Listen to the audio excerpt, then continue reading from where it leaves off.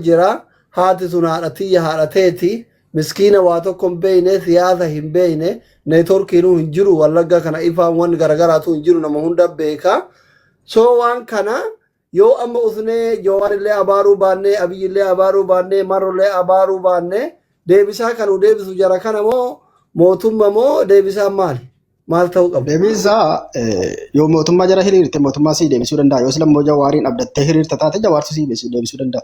Maarree akka jiru fe'amtoonni harargee parsanti gurguddaan akka jiru mootummaa deeggaraa maaliif filatanii harargee keessa boochisan achitti uummanni wallaggaatu xiqqoo viidiyoo ba'uun agarra immaa eega mootummaa deeggaruuti. Mootummaa yoo mootummaa deeggatte mootummaa falmatarraa kaasi fe'amasiin harargee guutuun isaa kama jawaarii fi marroo abaaru maaliif boochisan akkasii yoo taate immoo yoo mootummaan qajeelanne suutumaan qajeelaa deema tokkicha kanaanii wanti muramu hin jiru. Koffaa irratti yoo wallaggaan fudhatte amma deengadde jaalmarroo wajjiniin jaalmarroon duddatti baadhatee galee jara faalloo fira keenyaa jedhee. Maa bichullee waggaa darbe hidhachiifne faannoo yaagar makataanoo jedhe. Yaagar makataanoo jechuun ko Tigraay illi sabrin noon jisu Tigraay qaxaqqatuuniif malee Oromoo wadhatti fudhatee galee bar labaadaanoo isoo gabbaa. Na Oromootti fudhatee galee malee obboleessa isaatti fudhatee galee bar. Yoo jiree. Okay, carraa keessa fixaniirtu eenyu qalbeessaati yemmu. Wani daddarbaa rakkoo uummataa qofarratti xiyyeeffadha. Rakkoo uummataa saniin kaasa. Duraan dursee galatoomi sagantaa kana nu qabu feetiifi uummanni Oromoo daangarra jiranii yeroo hunda warri siyaasaa poolitikaa ittiin hojjeta.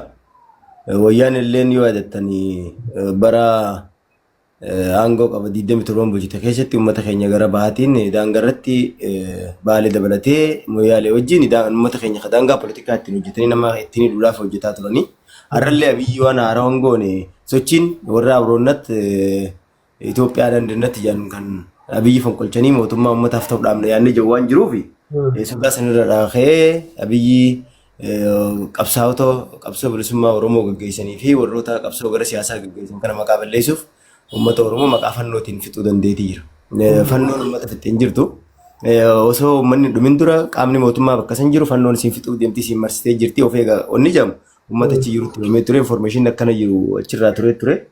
Wanni waan kana godhameef Jawaarfaa maqaa balleessuuf akka marroonfaan fannoo fudhatanii dhufanii fannoo hojjaa haasawanii Jawaarfaan fannoo hojjaa haasawanii uummanni kun akkana dhuma jechuun tarkaanfii mootummaan abiyyi fudhateedha. Waraana maraayyaatti biyyaa uffata jijjiirratanii uummata siviilii hidhatanii dhawanii kun siyaasa ittiin dalaguuf haa ta'u immoo maaliif uummata keenya akka islaamaa irra qofarratti xiyyeeffatanii jiru sun ija siyaasaatti ilaalamuun gaariidha.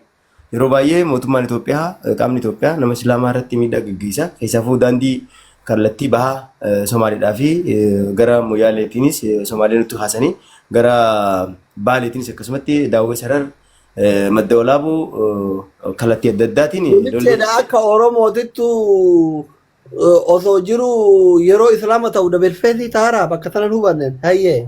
Rakkoon bakka kanatti hedduu ulfaataa. Dabiliidha jechuun gaafa islaama taatu dabilii ta'a biyyoota keessatti. Amma namni naannoo buqqaasii amma gara wallaggaatti agartu kanatti osoo warri biraa jiru tarkaanfii barbaachisu qaamni mootummaa gizee fudhatu nama keenya kana irratti fudhata nama islaamaa irratti fudhata tokkoffaa islaamummaa. Kiristaanni tuqamu wallaggaatti. Numa tuqaman osoo tuqamanillee baay'inaan sadarkaa warri islaamaa irratti tarkaanfii fudhatan sun dilasii miti.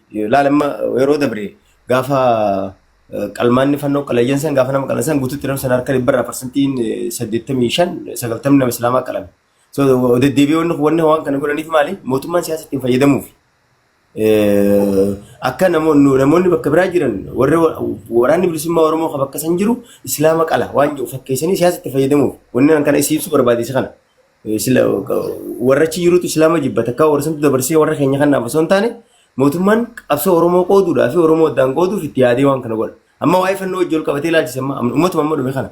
Fannoo fixee janiitiif sabaasan gabbaanii mootummaan dubbatan qaamni mootummaadha hidhannoo guutuu haa qabu raayyaa ittisa biyyaa haa qabu humna addaa haa qabu poolisii haa qabu milishaa haa qabu uummata san tiisuu fi nagaa waaraa eeguu haa godhuu danda'u isa ammoo faarsii bultoonni isaaniitii fi qaamni isaan deeggora sirra baaniitti shaniif fixee marroo tokko kaayyatee fi disin jamee marroo tokko kaayyatee akkamitti deemaan fannoo waraana marroos ta'ee fannoos ta'ee qaamni nageenya hawaasa san eeguu qabu Abiyyi Ahmad ture.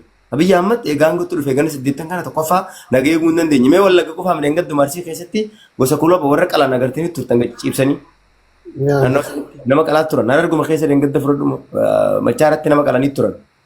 Asuma ammaa Adaamaa naannoo Adaamaa. Marbillee garseenee polotikaan kun.